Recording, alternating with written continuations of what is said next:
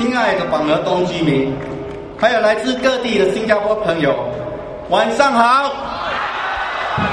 我是周洪文，今晚我将以英语致辞。A very good evening to residents of Pongo and fellow Singaporeans. My name is Toh Hong Boon. Allow me to deliver my speech in English. Today, I arrived early at Pongo East and decided to take the LRT system, as I haven't taken one in ages. I became worried on board. I was worried that the LRT would break down and I would be stuck. Thankfully, it didn't, and I'm glad to be standing here in front of you to deliver my speech. Yes, train disruptions have been a frequent occurrence nowadays. Who can forget the major disruption on the North-South line in December 2011?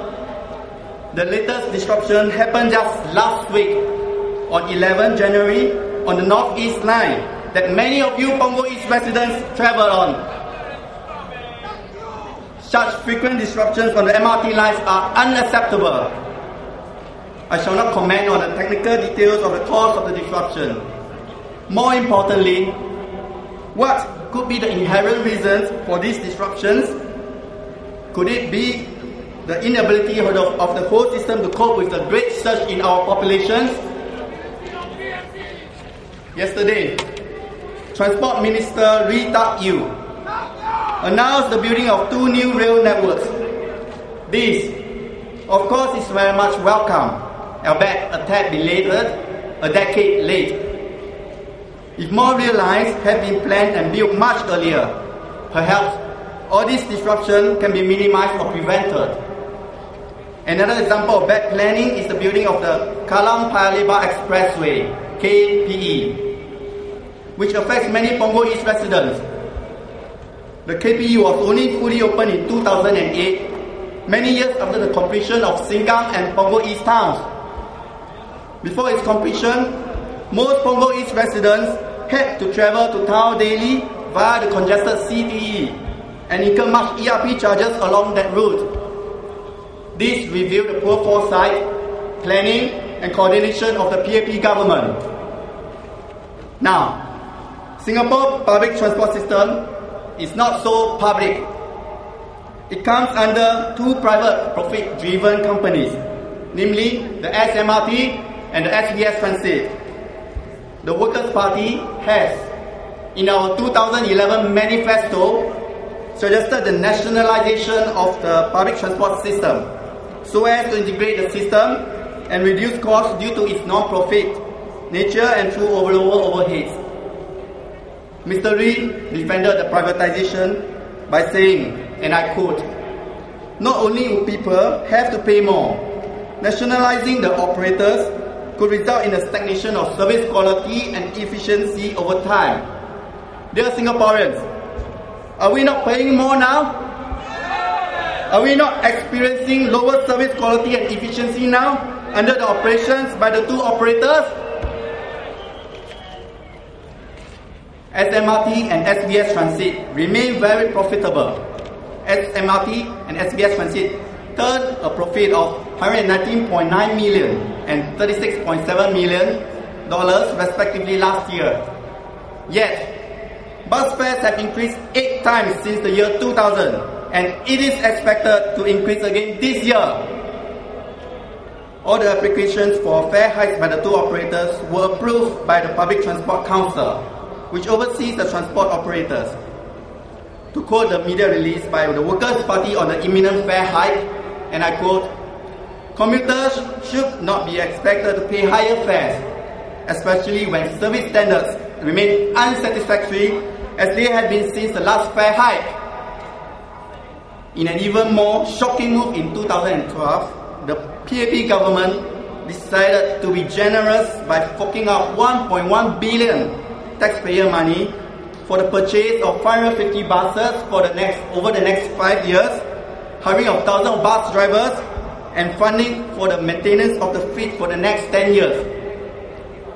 This is known as the Bus Services Enhancement Fund, or BSEF for short. various WP MPs have voiced their concern in Parliament over this funding. Why are we using taxpayer money to improve bus services when the two transport operators remain so profitable?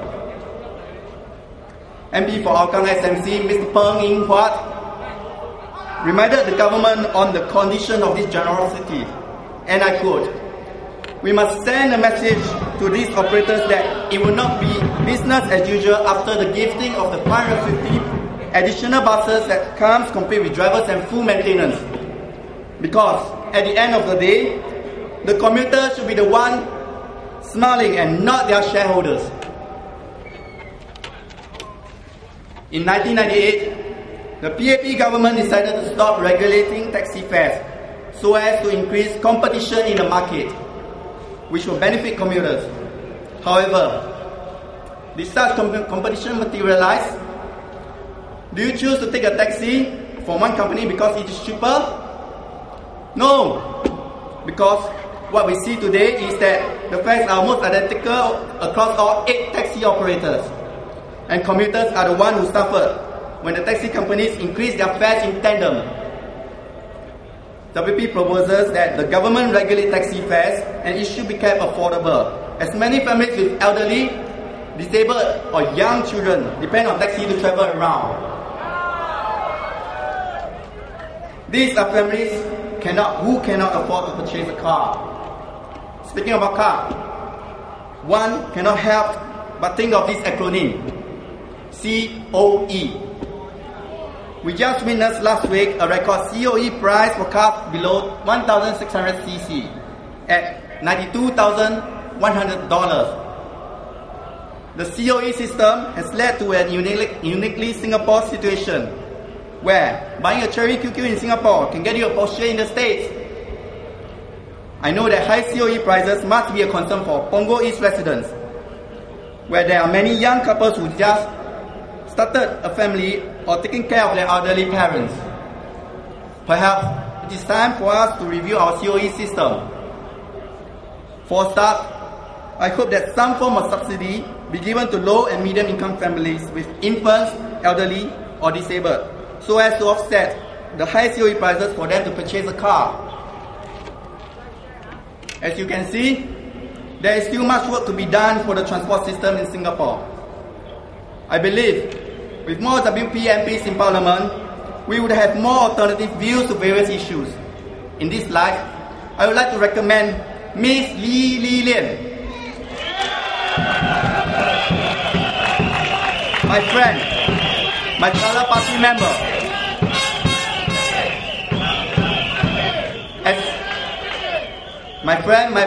member, as the lady to add more strength to the WP lineup in Parliament.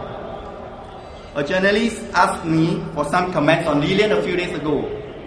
I guess this response sums up my impression about Lilian. I'm impressed with Lilian's work rate. She is very efficient and can get along very well with residents. It is hard not to like her as a person. I know she will be a good MP, a people's MP. 让我在这里中文推荐我的这位朋友，这位党员李丽莲小姐。丽莲是一位办事效率非常高的人，她和蔼可亲，人见人爱，对吗？我深信，如果当选，她将会是位好议员，一位人民的议员。亲爱的板河东居民，投工人党一票，投李丽莲一票，让她在国会代表你们，并一起打造板河东的未来。